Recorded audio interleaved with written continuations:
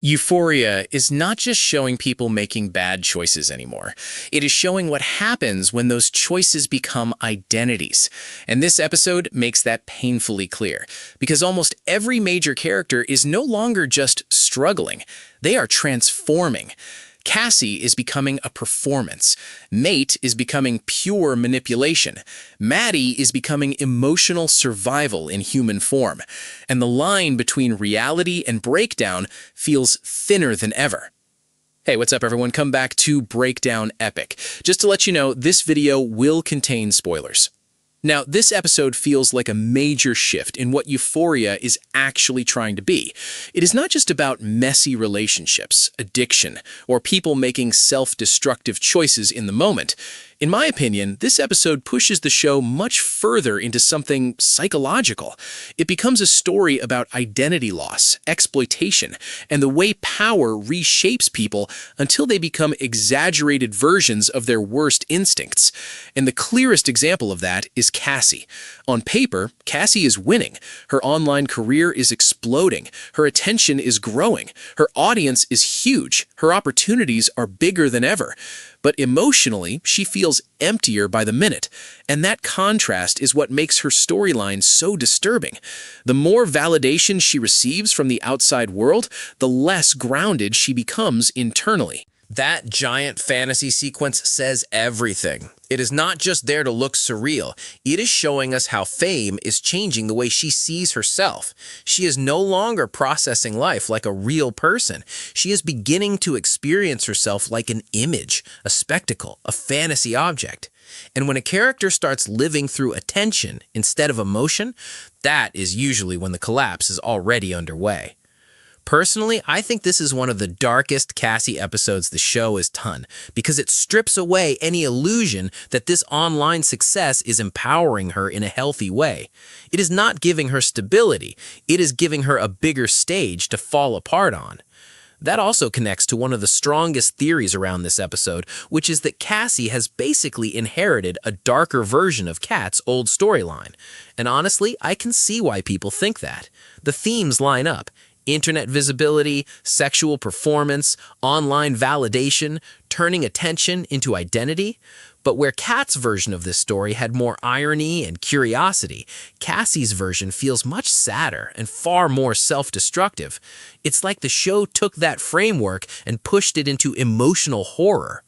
Now, if Cassie is the most visible example of identity collapse, Nate is probably the clearest example of exploitation, because this episode really does remind you that Nate only knows how to use people. Cassie is out there working non-stop, feeding this machine, wiring him money, trying to hold both their lives together. And what is Nate doing? Almost nothing useful.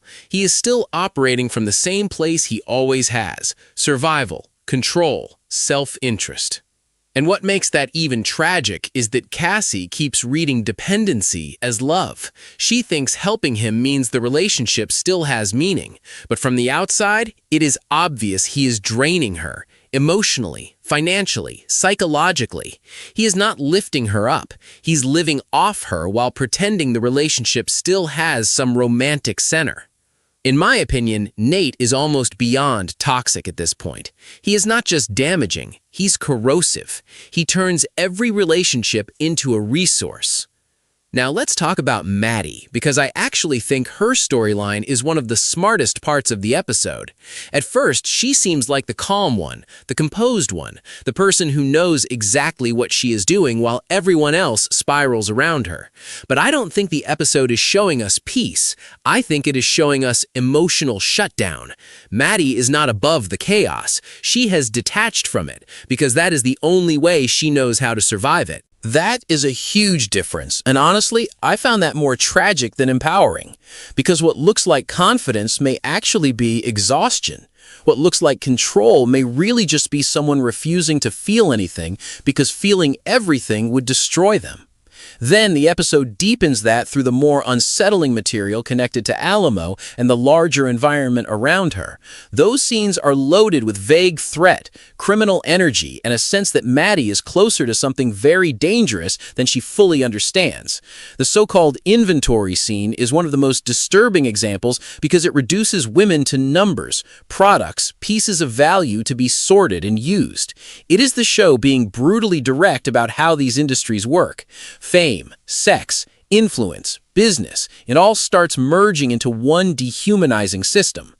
And that burial scene, or at least that feeling of being trapped and totally powerless, becomes the perfect symbol for what this world does. It strips away control. It reminds people that no matter how sharp or composed they are, the machine is always bigger. Now, one of the episode's strongest themes overall is male control. Almost every major male presence in the story is trying to shape a woman's life for his own gain, for business, for sex, for money, for power. And the women are constantly being told what version of themselves will sell best, attract best, behave best, survive best. That is why the episode feels so suffocating. It is not just showing toxic men. It is showing systems built around making women adaptive products. That is also why Jules' storyline works so well here. She's caught in a relationship dynamic that looks intimate on the surface, but is actually built on hypocrisy and imbalance. The older man in her life expects loyalty and exclusivity from her, while maintaining an entirely separate world for himself. That is classic Euphoria relationship logic. One person demanding emotional purity while living in private contradiction. Jules wants affection, freedom, stability. But the episode keeps showing her that the people offering those things are usually the least capable of giving them honestly. And that leaves her emotionally stranded in a way that fits perfectly with the season's larger theme. Everyone wants connection, but almost nobody is offering it cleanly. Then there's Lexi. And I know this is becoming a bigger point of debate among fans, but I do think the episode is intentionally showing how Lexi's self-protective behavior is turning into something harsher. She keeps judging everyone around her, and while some of that judgment is understandable, there is also a growing sense that she sees herself as morally separate from all of it, better than it, cleaner than it. But the truth is, she's still inside the same environment. She still benefits from the same world. She's not untouched by it just because she reacts differently. And that is what makes her tension with Cassie so effective. It is not just sister conflict. It is two different forms of damage staring at each other and refusing to admit they are both products of the same rot. So when I step back and look at the whole episode, this is what I think it is really saying. Euphoria is no longer just about young people struggling to survive emotionally.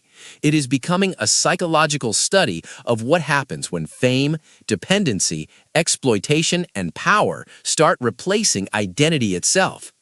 Every major character is moving closer to an exaggerated version of their worst trait. Cassie becomes pure validation hunger. Nate becomes pure control. Maddie becomes pure emotional armor. And the more surreal the show gets, the more it feels like reality itself is slipping with them. In my opinion, that is what makes this episode so strong.